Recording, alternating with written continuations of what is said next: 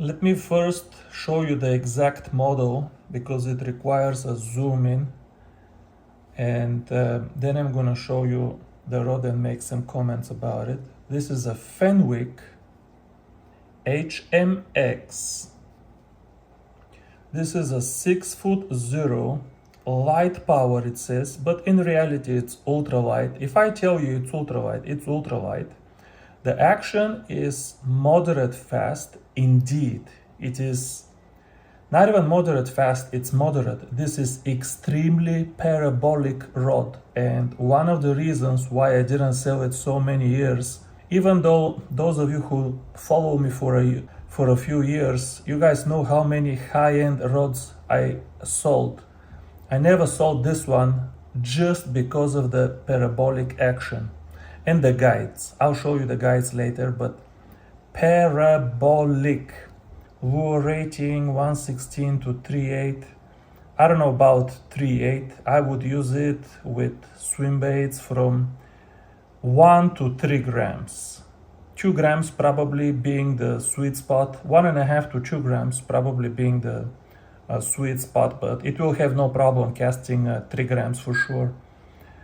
2 to 8 pound line, yep, probably 4 to 6 pound sweet spot, probably 4 pound I would use if we're talking about mono. And this is it.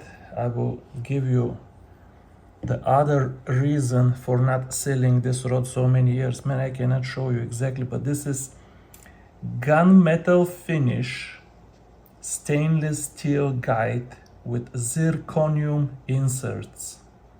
You are not gonna find today such an expensive guide in a rod under $100. Actually, I think the Okuma SST is using exactly the same guides, but either way, this just proves my point that these guides are very expensive and very difficult to find in rods under $100. You have Kistler and G. Loomis rods that cost $250 and come with steel guides out of the box. This is the connection. Beautiful guides. The geometry of the guides, the size of the guides, the aesthetics of the guides because of the gunmetal finish. These are not chrome. They're gunmetal finish to match the gray color of the blank. Super thin zirconium ceramic inside. Very thin. Look.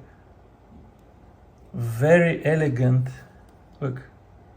Very beautiful guides. And these guides, they are large enough to support mono. Actually, let me also show you the handle, and then I'm gonna say a few final words about the rod. The handle, the way I sealed it, it looks like a piece of art. I kid you not. If you can find, and there is no stain, no dirt, look at this. No scratch, no stain, no dirt, no blemish of any kind. Look at this. I put this cork here and I taped it. I'll talk about that in a second. But let me just say, I think I showed you the entire rod already, but this rod is, I know it sounds like a cliche, but this rod is in a better than brand new condition. If you could find this rod online somewhere today, even though it was discontinued a few years ago, and you could choose between a brand new rod out of the box and this one, everybody would pick this one. Because this one, the way the sealant worked, it doesn't always work to be as beautiful, but it just looks like a piece of art.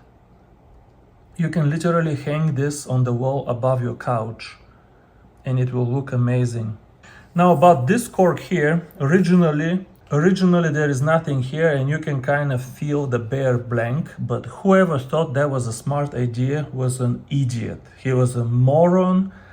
That was a mistake that Fenwick discontinued. There are no more rods with this kind of bare blank. If you have bare blank, the blank has to be closer to the surface, closer to the rod handle, so at least your skin can touch it. But in reality, what was happening, you couldn't even touch the bare blank because your hand sits like this, and the blank is only in the middle here. So you couldn't even touch the bare blank. So it was just a big hole here, a gaping hole that was depriving you of contact with the rod handle.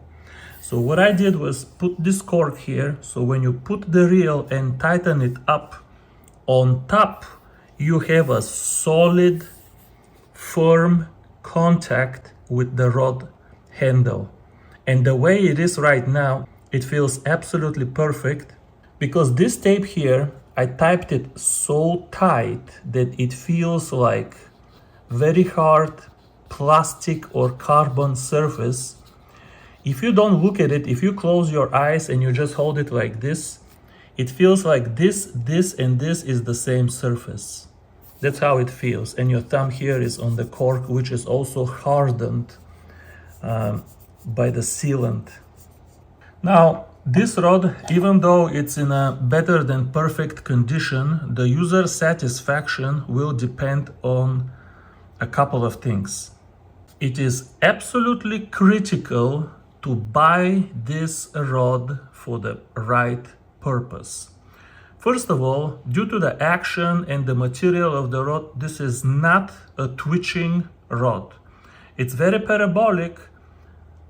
It has good recovery, but the tip is not sharp. So this is absolutely not a rod that you're gonna use for twitching a BG1 or even jigging or even drop shotting. This rod is strictly, and I repeat, strictly due to its parabolic action for pulling swim baits, or these people use these metal lures. What are they called? Rooster tail. It's for constant retrieve or swim baits or road runners or those rooster tails. This is the only application that I recommend buying this rod for. The second thing that's important when you consider this rod is the size of the guides. If you are fishing with polyester line or braided line or other very thin line, don't buy this rod, because then these beautiful guides will be a total waste, and instead of helping you, they will be just a weight, because these guides are amazing, but they are kind of large. These are guides designed for monofilament or fluorocarbon. So buy this rod specifically for fishing with monofilament or fluorocarbon line. So the ideal, perfect application for this rod, and for which I guarantee user satisfaction, would be casting like a 2.0 number 8 BG1 with a 2-inch Kitek with 4-pound fluorocarbon or monofilament line. That would be absolutely perfect. The action, the weight, the feel of the rod, everything will match perfectly and the user will be happy. If you buy it for twitching a BG1 and you put some polyester line, you're not going to be happy and it will be a waste of money.